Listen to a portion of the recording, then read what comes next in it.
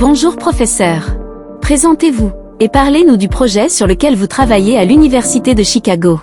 Je m'appelle Dr Richard Sorodogo, directeur des recherches au Burkina Faso, et je suis aussi chercheur associé à l'Université de Chicago dans le laboratoire de Tang Center for Herbal Research.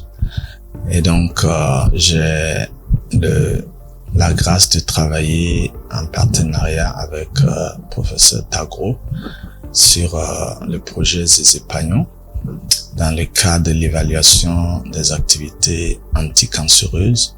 Nous commençons avec l'évaluation des activités antiprolifératives sur des cellules cancéreuses de la prostate, et nous allons aussi évaluer sur les cellules cancéreuses du cancer du côlon, et probablement, si on a encore le temps, on pourra tester d'autres types de cellules cancéreuses en fonction de la disponibilité dans les labos de Chicago.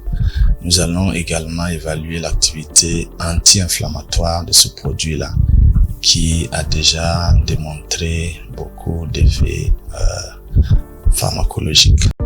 Qu'est-ce qui vous a motivé à vous intéresser aux zézépagnons?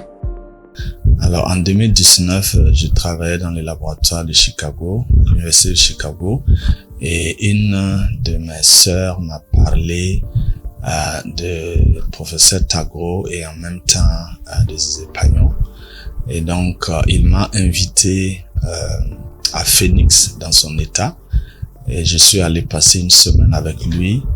Et il m'a montré son projet, il m'a montré les infrastructures de MAPA, et j'ai eu l'occasion de recevoir des échantillons que j'ai moi-même consommés, et également j'ai offert à des amis qui ont consommé, et les effets étaient vraiment immédiats. Au bout de 3-4 jours de consommation, on ressent un bien-être extraordinaire.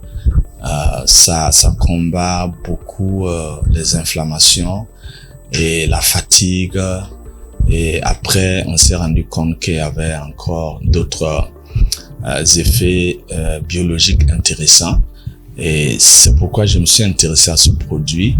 Premièrement, pour servir de représentation au niveau du Burkina, mais aussi étant chercheur de mon état, j'ai essayé d'évaluer les propriétés de ce produit-là, notamment en 2020, je crois 2022, j'étais dans un autre de mes laboratoires au Luxembourg, et donc j'ai testé ce produit sur les cellules du cancer de la prostate, et j'ai vu que en 24 heures et 48 heures, il y avait plus de 60% des cellules qui étaient tuées par ce produit-là. Donc j'ai envoyé les résultats au professeur Tagro, et puis de là est né le fait qu'il fallait aller en profondeur pour vérifier l'efficacité de ce produit-là sur beaucoup de cellules cancéreuses, et c'est la raison pour laquelle, je me suis intéressé à ce projet. Premièrement, parce que je l'ai consommé et j'ai vu un bien-être physique. Deuxièmement, j'ai essayé de tester par un essai préliminaire. J'ai vu des résultats intéressants. C'est pourquoi on veut maintenant aller plus en profondeur pour non seulement avoir des résultats validés dans une grande université, parce que l'université de Chicago, c'est quand même l'une des meilleures au monde. Et donc, ensuite, nous allons essayer de valoriser ces résultats-là pour aider bon nombre de personnes qui sont sceptiques quant aux produits des plantes médicinales. Lorsqu'on a des résultats valorisés scientifiquement, ça rassure plusieurs. Et non seulement on peut consommer, mais on peut aussi recommander à d'autres personnes. Quelle sera la durée de cette étude? Alors, la recherche n'a pas de durée précise. Vous pouvez commencer un travail que vous bouclez en 1 mois, ou alors vous pouvez commencer un travail, vous allez le boucler en 1 année. Donc, tout dépend des 3 premières semaines de ce que nous allons constater comme effet sur le produit. Et à partir de là, on pourra savoir véritablement combien de temps ça va durer. Parce que l'idée derrière tout ça, c'est de capitaliser un certain nombre de résultats qui vont nous permettre de publier un article scientifique. Et c'est cet article scientifique qui sera un argument pour qu'on puisse véritablement valoriser cette recette qui, à mon avis, devrait être un exploit africain. Quels seront les indicateurs utilisés pour évaluer l'efficacité du zézépagnon? Alors, les indicateurs pour évaluer l'efficacité du zézépagnon, comme je l'avais dit au début, nous voulons d'abord vérifier un effet antiprolifératif et comparer à des produits déjà utilisés, mais également, il faut s'assurer que le produit n'a pas de toxicité sur les cellules normales.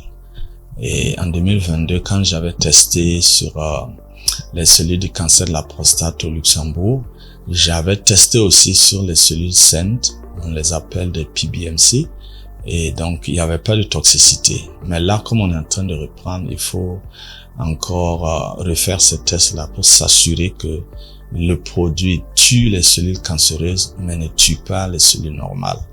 Ensuite, le troisième élément, c'est de voir au niveau des inflammations, parce que vous savez que une des raisons du cancer, c'est les inflammations qui ont trop duré.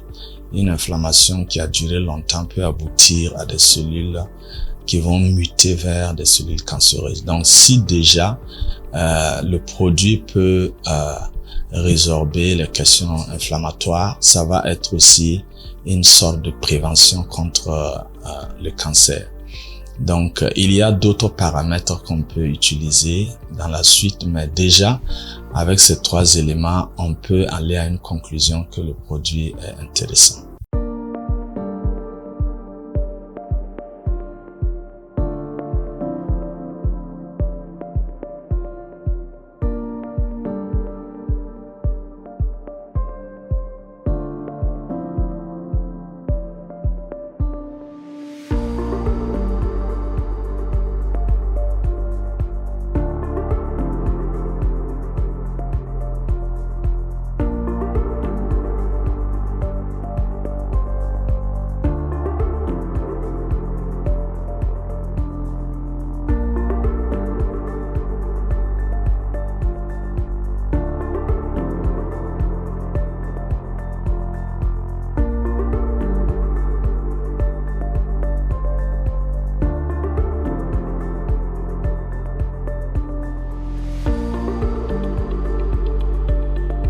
Bon voyage professeur Sawadogo et merci à toute l'équipe de MAPA.